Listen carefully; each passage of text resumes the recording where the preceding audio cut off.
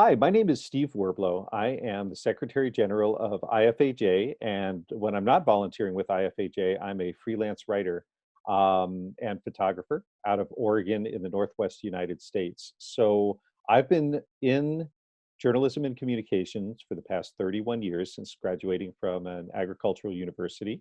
And my practice is roughly half and half working in journalism with magazines like The Furrow, John Deere's publication, and also doing some communications work for different groups and companies involved in agriculture.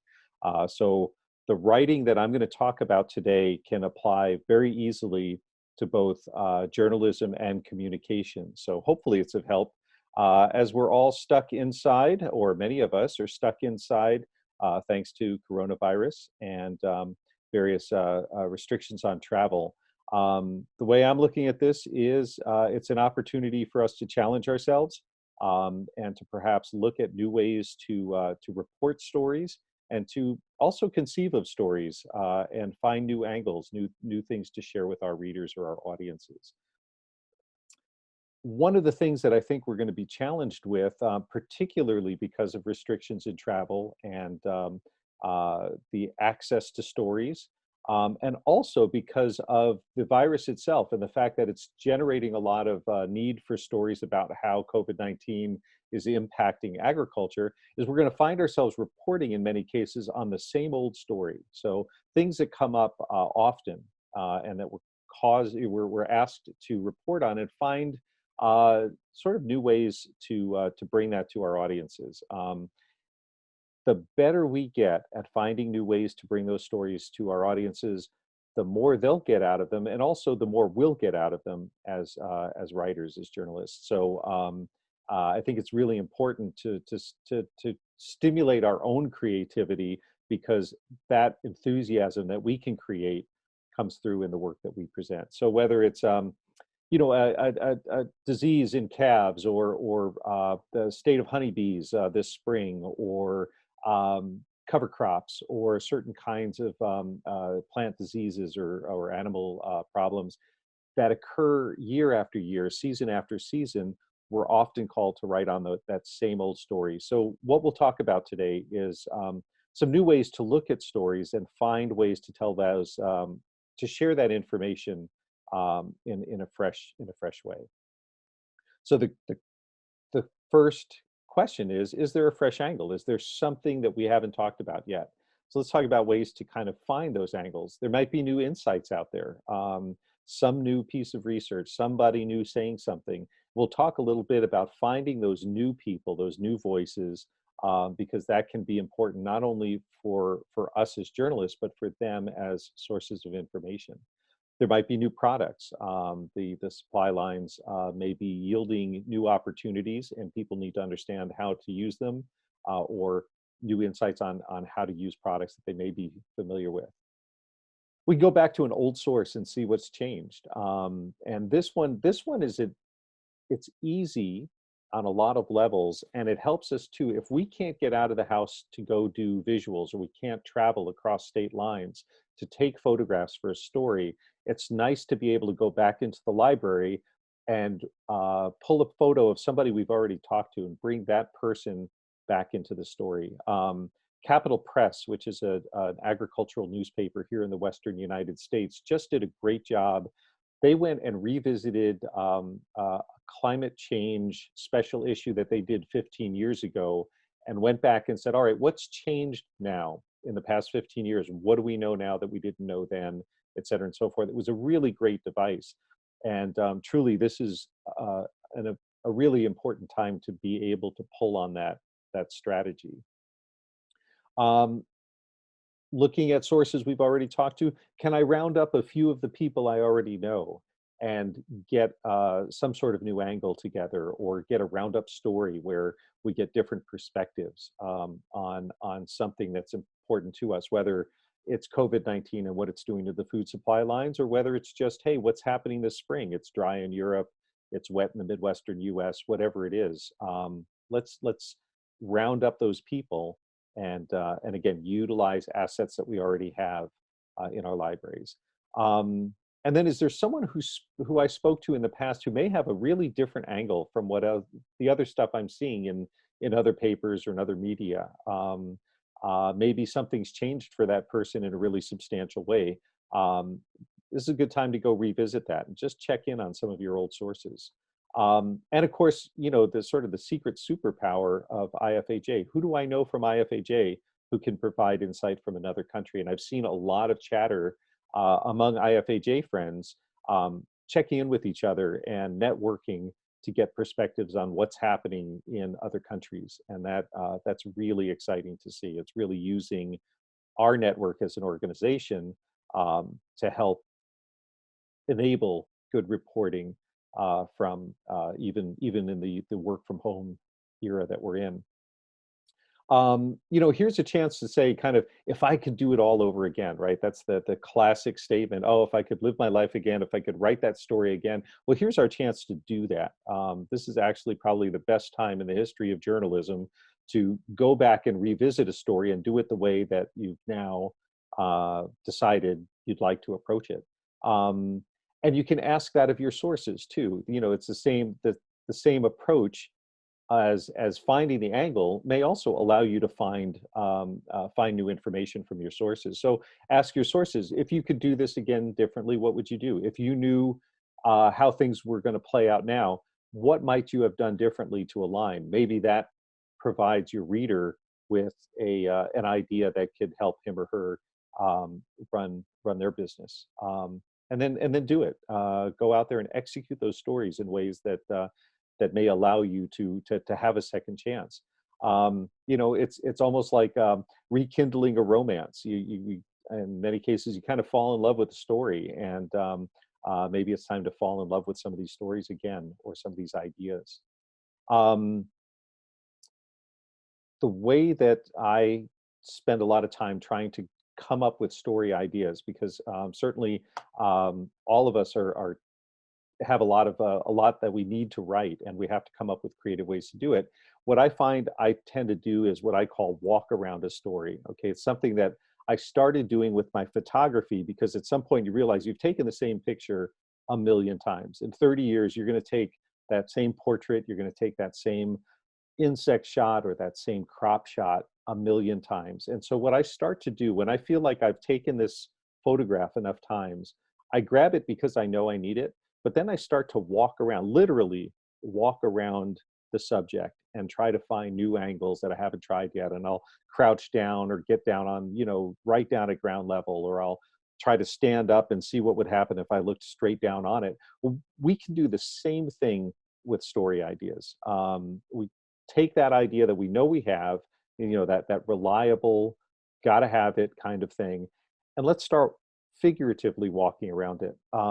I pulled this illustration because it was a actually perfect demonstration of this idea of walking around. So I was in Zambia with an IFAJ exposure for development trip, and we were at the AGCO Future Farm, and we're looking at the 4-H award presentation, which was lovely. And I'm taking these pictures along with really all of us. We're just all lined up shoulder to shoulder, taking these pictures of these adorable kids and their counselors, and they're getting recognized for all the cool things that they had been doing. And it was absolutely delightful. And then Magnus Stark from Norway taps me on the shoulder and he says, "Check this out." And he walks me about, oh, I don't know, 40 meters away. And here's all these watering cans at the edge of the field that I had not seen, not paid any mind to. And I thought, boy, he had seen this, and he decided he was, generous enough to share this concept with me. And it was really taught me in just a moment how cool it is to be able to physically walk around a story and find that other little detail that helps us tell the story of what these kids have been doing all this time. And again, it's something that I try to bring not only to photography, but then also to the writing itself and the story conceptualizing itself. So when we walk around a story, we've got a particular angle. So our natural inclination typically is we're going to check with the producer, right? Talk to a farmer, who's doing whatever it is, or who's in the middle of whatever industry it is that we're talking about. Say, okay, what are you doing with it? How do you do it? How do you deal with it?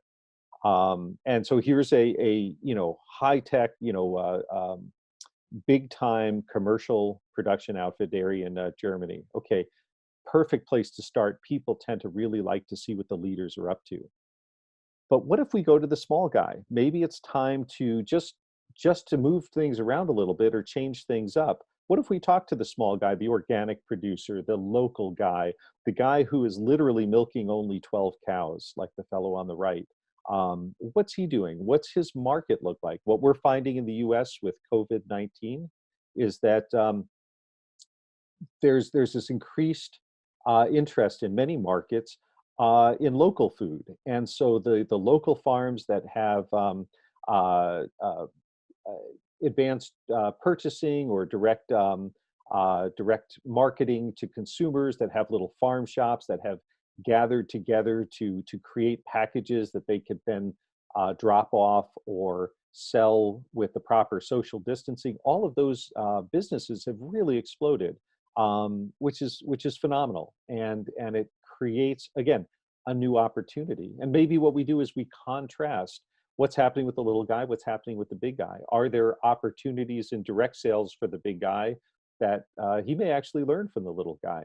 Um, so that's one way to again walk around the story by not just looking at the producer, but by looking at a producer who may not be the person we initially talk to, the bell cow, or the big example of the aspirational farmer.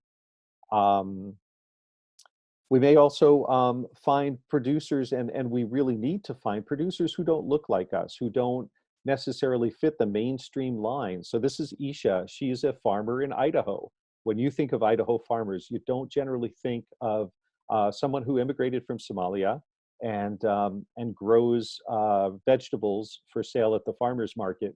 But she's a part of the food scene in Idaho's capital city, and it's interesting to note what's happening with her, what's happening with her business, and what kind of help is she getting? If big farmers are getting help, is she getting any help? Has she gotten a system going that works really well, that's helping her weather or take advantage of the opportunities, or is she playing an important role in the community that really deserves recognition? There are a lot of stories in Isha. Let's go, instead of talking to the farmer, let's go talk to the farm worker. What's happening at the labor level? Is he getting the supplies he needs? Are there issues with his hours? Is his immigration status in question? Did he just come to take a job that was open, or has he been here? What's happening around the labor side of things? Often what happens when we research labor stories, we immediately go to an economist, we go to a sociologist, or we go to a government official, or we go to a farmer. Rarely do labor stories actually talk to laborers. And I think that that's something that we could quite easily fix, particularly if we can, speak the language of the laborer. And that's a wonderful thing to be able to bring to readers, because ultimately, we can take the story, we can start with this guy, but we can take that story all the way back to all the things we know we have to deliver anyway. What are the statistics? What's the latest news on it? What are the trends, et cetera? There's none of that we can't tell, but it's really nice and it's really captivating to tell that story by starting with the person we're talking about, rather than someone else telling us what that guy is experiencing.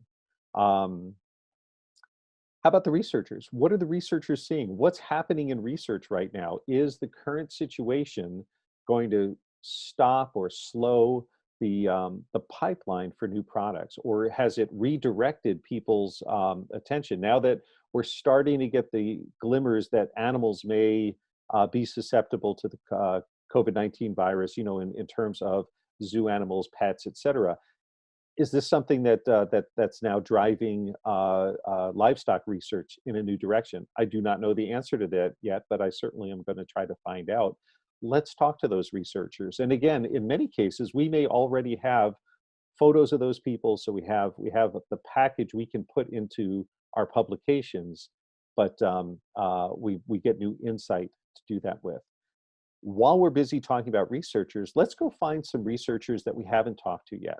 So the woman on the right is a young scientist who's been doing awesome work under someone who's quite well known for pheromone research in grapes, attracting insects using pheromone lures. And she commercialized the technology, perfected and commercialized the technology, which is really, really cool. Um, in many cases, we don't always find her at her level because we talk to her boss. So it's something that I've really been trying to do is find new people to talk to, who may be at the cutting edge of research, but may not be at the stature that we always find when we go looking. And I was really inspired. There's the editor of the New York Times is David Leonhardt, and he did an article a year or two ago about co-ed sourcing. He realized that all the people he was talking to in his articles were men, generally older men.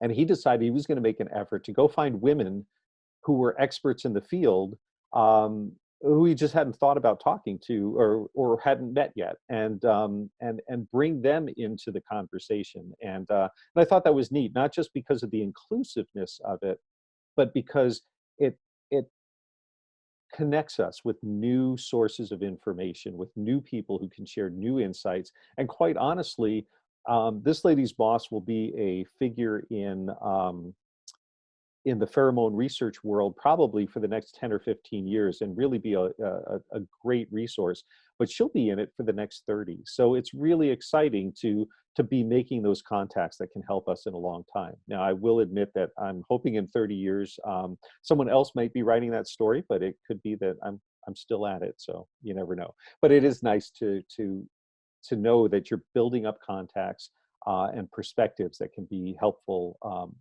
for years to come, extend your timeline, your horizon.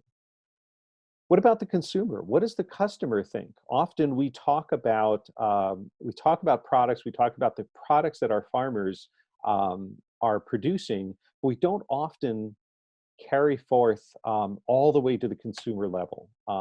In a situation like this one, it's a farmer's market kind of situation, direct sales, so it's easy to connect with the consumer. But in the case of commodities, when that consumer may be thousands of kilometers away, or several steps in a big processing chain away, we don't always think about what that consumer is experiencing or is questioning, et cetera, and so forth. So this may be a time to do that. COVID-19, I think, in particular, presents an opportunity to explore that, because so much of the disruption that's happening in agriculture isn't on the planting or harvesting side right now. It's on the supply chain. So it's a natural connection to explore, and it ultimately leads to the consumer. So here's a chance for us to look at a story and perhaps start with the consumer or the buyer and work it backwards. I was years ago was at a cattlemen's meeting, cattle producers meeting, where a veterinarian was talking about injection sites in meat, and said, stop injecting in the most expensive piece of meat, because this is what your customer gets when he or she goes to the meat case and slices a piece of steak. Don't do that to your customer, because they're going to stop eating beef. And I thought that was immensely powerful. And again, it was really exciting to see the conversation start with the consumer experience and work it back to how that can impact better better practices on the part of the producers themselves. We can do that as journalists as well. What do our opponents think? Often we don't talk to people who don't like us. It's awkward. If we do source checks, it can be really difficult, because they may not like what we write and may not approve it. So if we're bound to do source checks, it can get a little tricky. Sometimes our readers or audiences don't appreciate hearing from people who don't like them. They just want the good news. I think there's a lot to be explored and a lot of service that we can do to our audiences or for our audiences if we go out and see what the opposition is saying, so that we understand, hey, what are the concerns here? Is there validity to some of these things? Are they teaching us something we need to know, or what do we have to be prepared to answer so that we can address their concerns? If we don't bring those perspectives in, we will our readers, our audiences may never know, may not be prepared for the conversations that they need to have. Plus, again, it gives us a new way to look at a story, and report on something that may be sort of the same old thing. What about from the animal's perspective? And I know that sounds a little loopy, or like the movie, the animated movie about Babe the pig, but this is something that actually can work. So I had an opportunity several years ago, through some of the communications work I was doing for Cargill, to meet Temple Grandin, who's quite well known as a pioneer in animal welfare and animal handling systems. And I had the chance to work with Dr. Grandin and walk through a plant that one of the early plants that she had designed and reconfigured for better animal handling and animal welfare. And I thought, you know what I really want to do to explain to an audience in that case that was not necessarily all livestock producers. In fact, most of the readers of the company magazine that I was writing for don't have anything to do with agriculture. So I wanted to explain why this was important and why Dr. Grandin's work was so revolutionary. So what I did was I got a wide angle lens and I shot everything from about the height of a cow's eye. Okay. So we're walking through the entire process, everything that the animal sees from the time it gets off the truck to the time it goes to the knock box where the initial stun is administered. And along the way, we used captions to explain what was happening and what the animal was seeing and what the changes were that Dr. Grandin had instituted.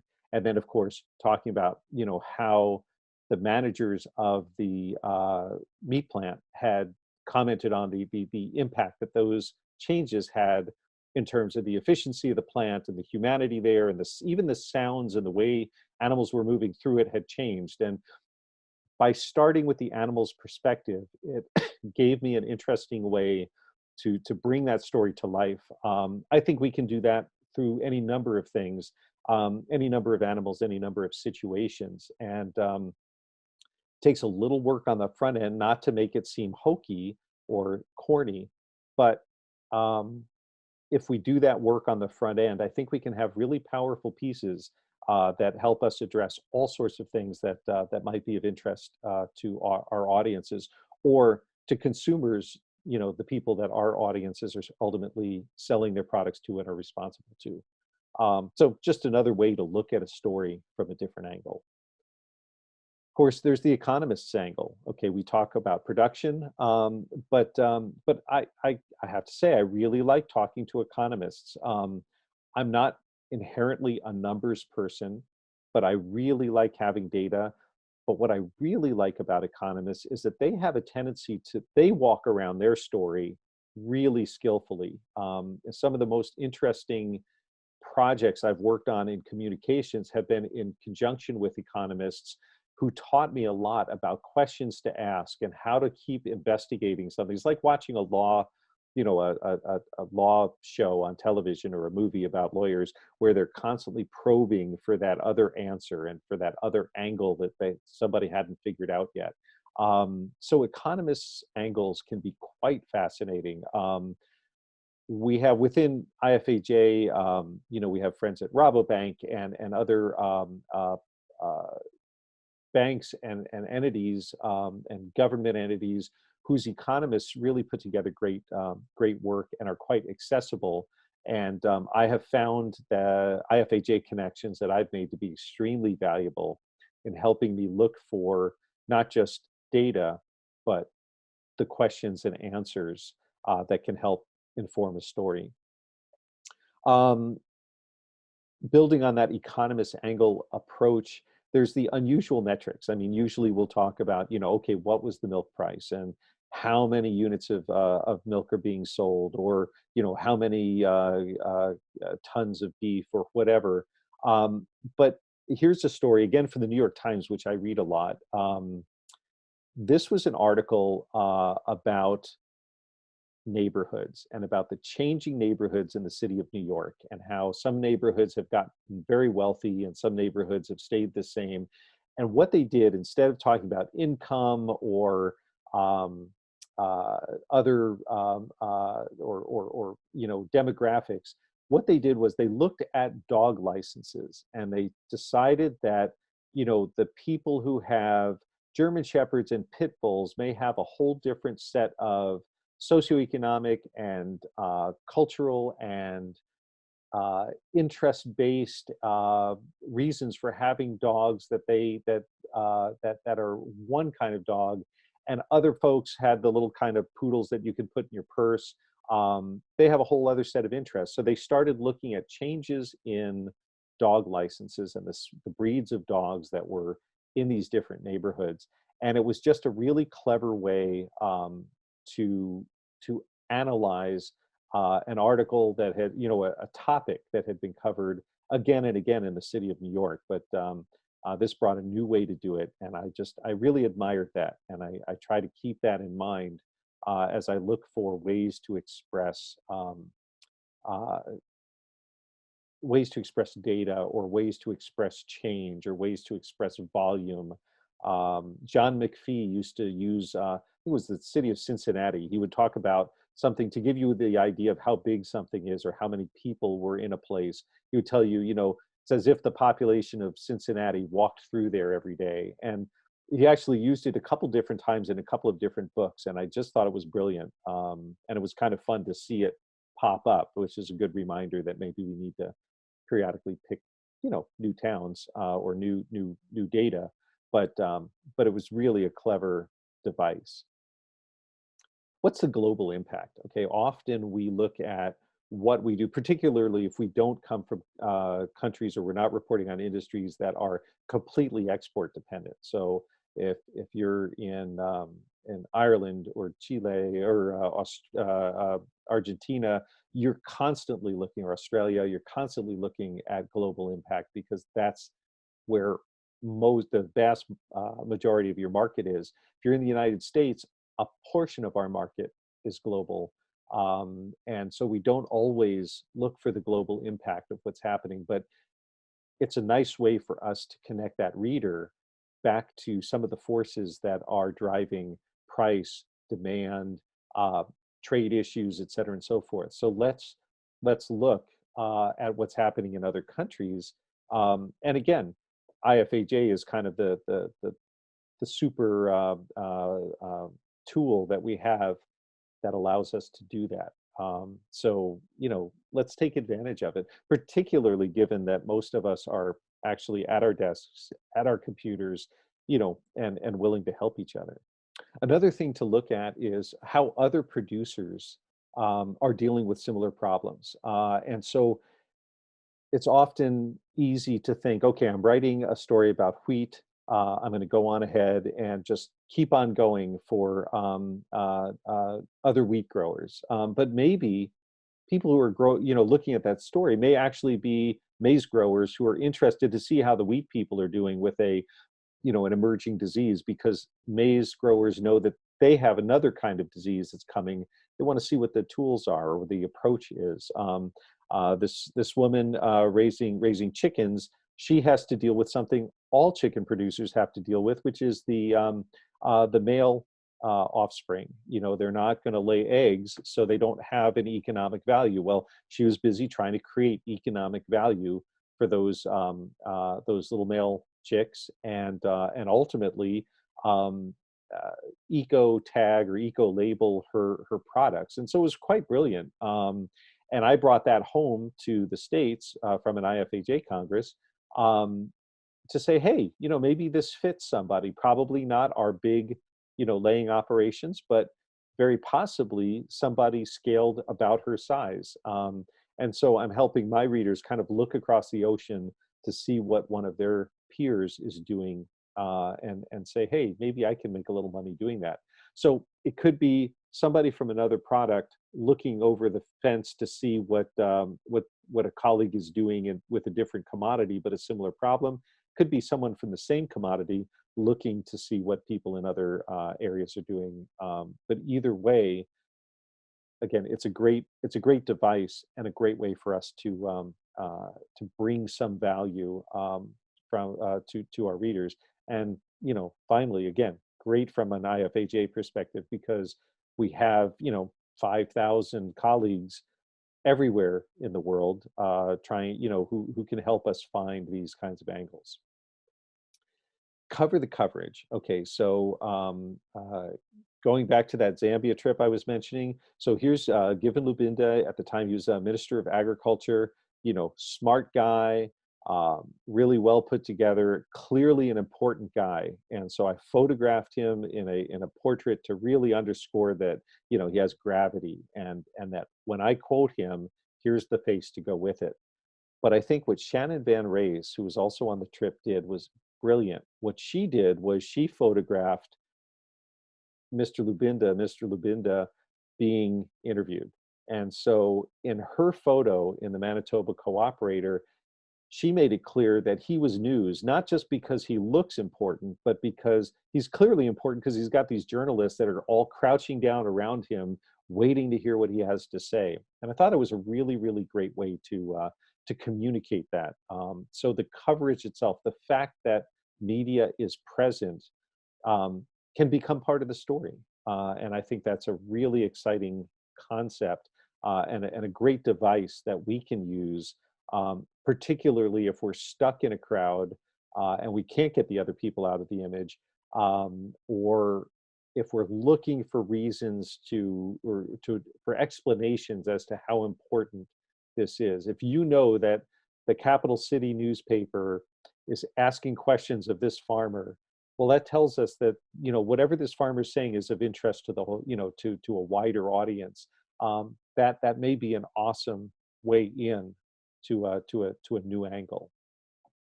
When I was living in Scotland with my family, there was the whole idea of racehorses in lasagna and the horse meat scandal that was going on. And I use that as the launch pad to talk about something that's always important to commodity groups, which is how do we build trust with consumers? How do we build a brand that actually means something if a crisis happens? And Scotch beef had done exactly that.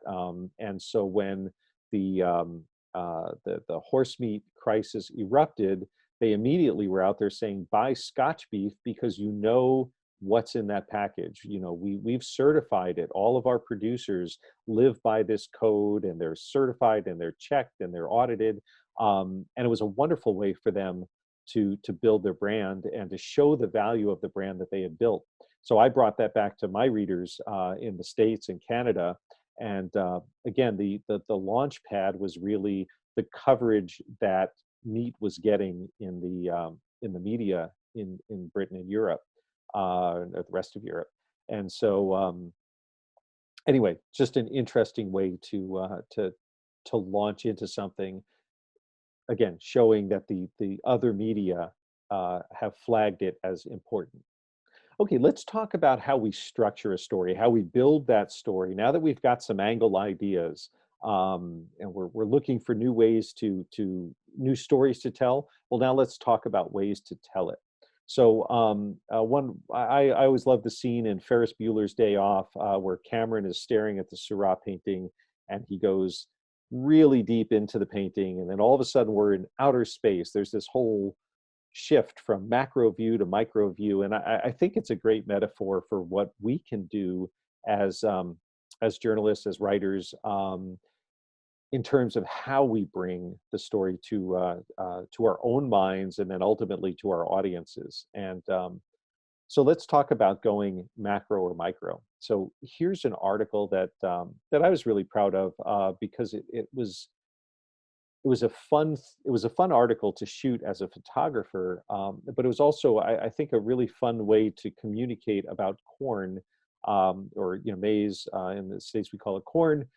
The idea that every one of our readers, we got 500,000 readers, and every one of them knew exactly what a cornfield looked like. I had taken shots of cornfields. I probably have 1,000 photographs of corn. I probably have more than that, of cornfields from the usual angles, 5.5 feet off the ground, looking at all these plants, or maybe, zoomed in on just a few. And I said, I want to talk about the physiology of corn. I want to talk about why it grows the way it grows and how farmers can influence their crop and their yield by making certain key decisions at certain specific times in that plant's life cycle. So in order to do that, I decided to go super close up, and I got my macro lens out, and I actually teamed up with a microscopist, a microscope expert at the University of California, Davis, and told him what I wanted to do. And we started looking between my macro lens, looking at images like this emerging embryonic cob and the little tiny embryos that will someday become kernels of corn. We looked at pollen. We looked at the tissue in the plant that conducts the sap and the sugars, moving them up and down, and all the other nutrients. Um, and so with all of that, it gave us a visual cue that says, okay, this is going to be a very different story. We're going to look at plants in great detail. And then in the article itself, in the copy, we talk about what's happening at that time when those little kernels are embryonic. What's influencing their growth? What influences the fact that they're going to, that we can set more kernels on an ear of corn? And so again, interesting way to bring a story. It was a lot of fun. It was really energizing for me as a writer to tackle a story like that, because it gave me something new to do. Somewhere in there, we need to entertain ourselves and excite our own imaginations and build some energy, just for our own sake. Big picture, small picture. Okay, we're experiencing a crisis in the food service industry. In the United States, half of the dollars we spend on food are spent outside the house. Okay, when we can't go outside the house, that number has dropped amazingly. So let's go small picture. Okay, we've got the big picture data. We can talk to the economists, we can gather the data, but we can key it to the small picture. What happens to this guy who's a cook at a bar and grill? What's happened to his job? What has happened to his prospects? What happened to the place he works? Is his job secure because they can create a takeout business? Is it threatened because we don't know that the restaurant can survive? Let's go find out. But let's find out by going right to the small picture. We'll make it a people story, and then hang all of that other economics and all those other data on top of that. Another way to go is a diary or schedule. Somebody's really busy. Show me how busy that person is. Okay, she gets up at 5 o'clock in the morning to get out to make sure that at first light she's checking the crops when the dew is on, and the bugs are in place and kind of stuck on the leaves and not flying around. Um, Whatever it is, tell me what that person is doing all day long. And there are a couple of advantages to that. One is that it's a great way to illustrate busy and important. Another advantage is that it's really easy to write in a way because it's organized for you. You don't have to create an outline and kind of move information around to see where it fits and how it flows. It flows the way the clock tells you it flows. And so it's a really easy story to write on a lot of levels. But it can be a really creative story to write, and a really neat story to read because they scan really well. And so you're giving your reader maybe a break compared to some of the more copy heavy stories that are also in the publication, or whatever context that article is going to appear. Another one that kind of writes itself is a path. Okay, Homer set Odysseus out on the Odyssey. This is not a new idea. I mean, thousands of years ago, writers said, maybe I'll just follow a trail. Okay, so we can do it in magazine work, or newspaper work quite easily. And again, it everything's strung along so beautifully that it's a an easy way to write a story. What it also allows us to do is hang all of the different elements of the story that we want. Going back to that idea of finding new angles, um, if we want to talk about transportation and production and storage and processing and selling overseas, we did all of that in this article about moving wheat through the river system and out from the northwestern United States out to Asia, where the buyers are. And it allowed me to talk about all of those different elements and put them in a logical sequence so it wasn't this big lump of stuff that readers had to decode. It just lent itself to a nice, clean, crisp structure and allowed me to tell all the little parts of the story that I wanted to tell. So following a path becomes really, really easy. Um, it's a particularly useful tool. Again, we talked about what does the customer think? What does the buyer think? Where is this going? What are the global implications? A path story allows us to do that. It allows us to tell that really, really easily. What happens when this product leaves your farm? Where does it go? How does, how many steps are there? How's it moved about? Who's buying it? What are they doing with it? We can follow that path all the way, and we can look at what customers think, and it may be very surprising to some of our readers that their products are actually show up in the UAE as cheese. That may be an eye opener, and may help connect that reader to information that he or she is now reading coming in from elsewhere. So if there are issues in the UAE, they can go, wait a minute, that's important to me because my product is sitting on their shelves. They're having an issue. I want to see how that might affect me and my business. So anyway, again, following a path allows us to do all of that. And again, just from the practical perspective, there may very well be images that we can draw on from libraries or from partners, and friends in IFAJ or from stock agencies that allow us to structure and illustrate a path story pretty easily, even if we can't leave our houses right now. We can follow that path. It doesn't always have to be, through 1,000 kilometers of river or rail lines, and it doesn't have to cross borders. It may just be following a path to the chef. And what is that chef doing? What are those restaurants doing with our products? Or in the case of the current situation, what are they not doing with our products? Why is the food service supply chain so plugged or so stalled? Well, it's because this guy can barely get to, any business. So he's not creating a demand for the products that our readers are creating. So what do we need to do? What do we need to do either to get him what he needs or to divert product so that it gets to places where it can be utilized and where demand does exist? Often we think of a question and answer format as being one person talking to another person. So I'm the journalist, I'm going to ask you a question, you're going to answer it, we'll just go back and forth. But it can be done with 2 or 3 people too. If I'm asking several people, like a panel discussion, interestingly, Zoom or GoToMeeting or groups, all of these things actually allow a nice interaction among several people. Let's take advantage of that. Can we get conversations going and structure it in a way that readers can enjoy that? I've seen great work in Wired. Foreign Policy does this a lot with a couple of people talking about a given topic. There's a movie for rock fans. There's a movie called This Might Get Loud, and you have 3 great guitarists. And the best part of the movie was when they all sat down on a couch and they just started to talk with each other, and they just talk shop the way that we might talk about writing tips or photography tips if we were sitting around a table at a meeting or something.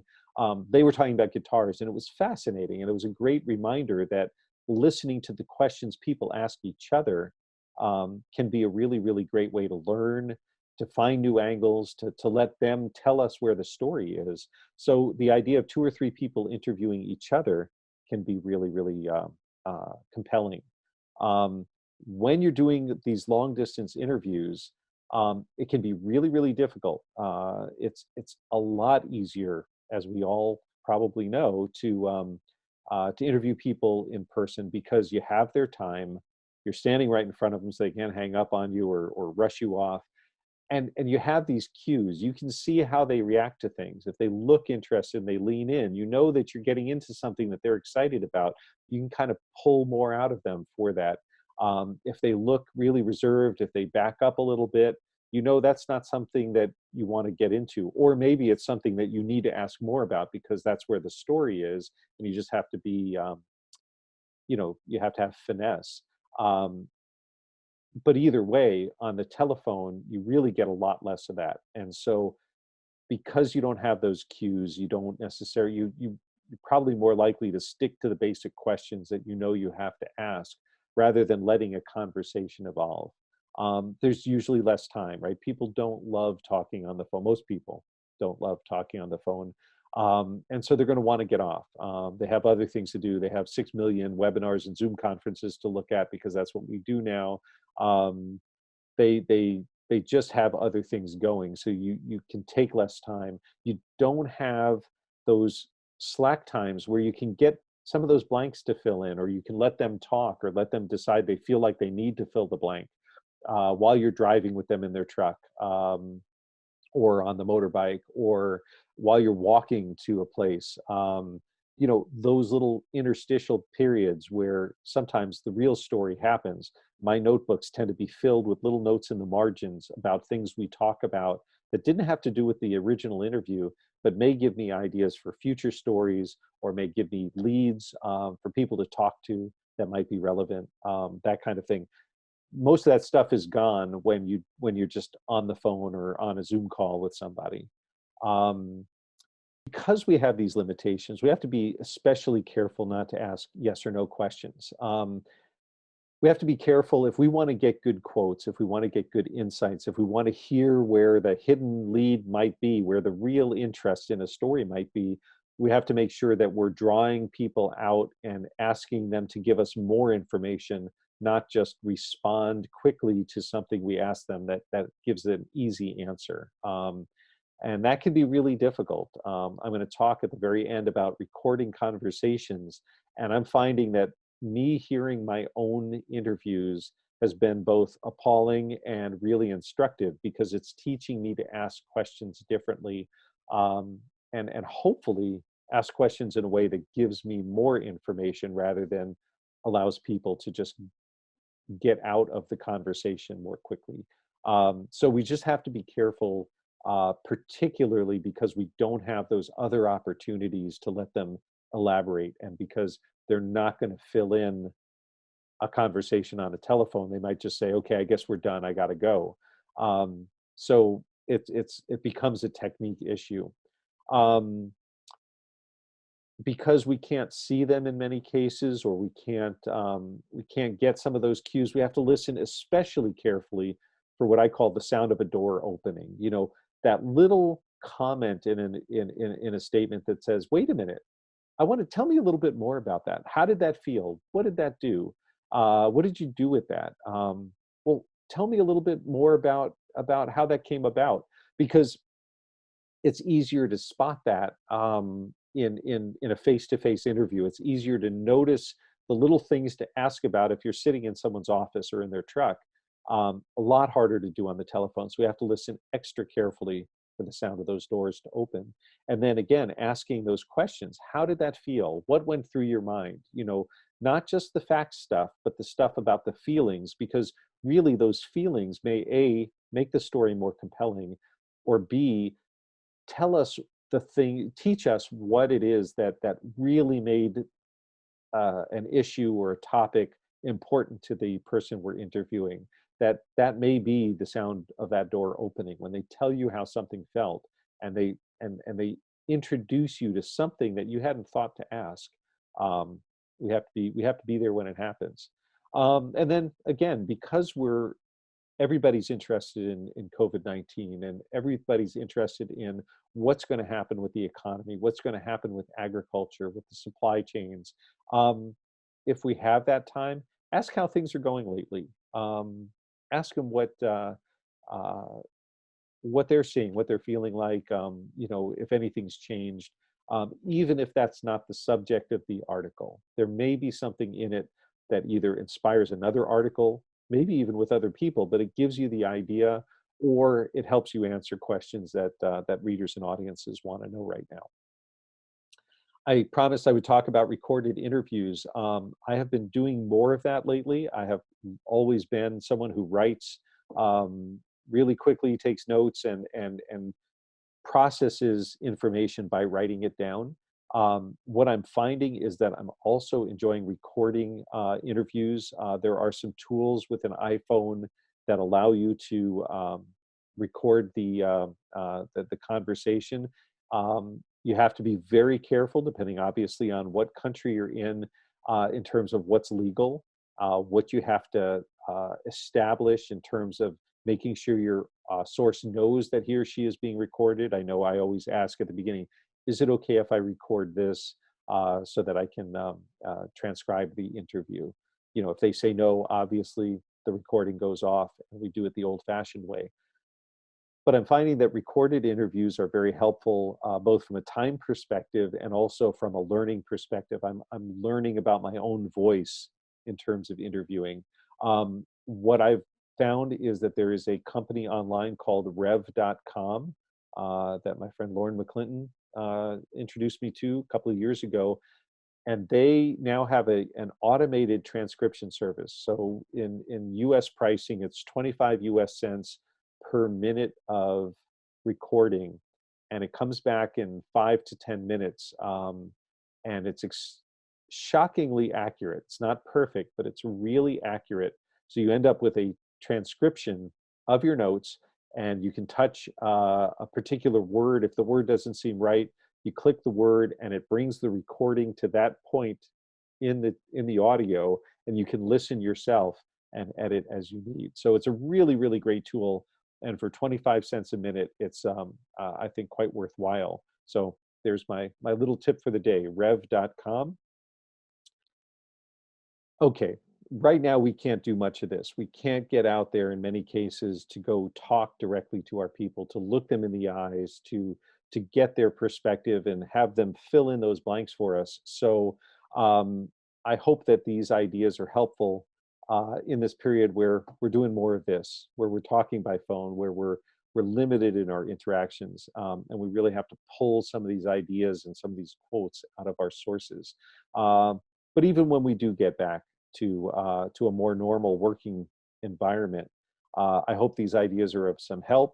That they help stimulate some excitement in your own approach to the profession we do, and help bring some exciting new stories or new kinds of stories to your readers. So please stay safe, stay healthy, stay busy, and thank you very much for your time.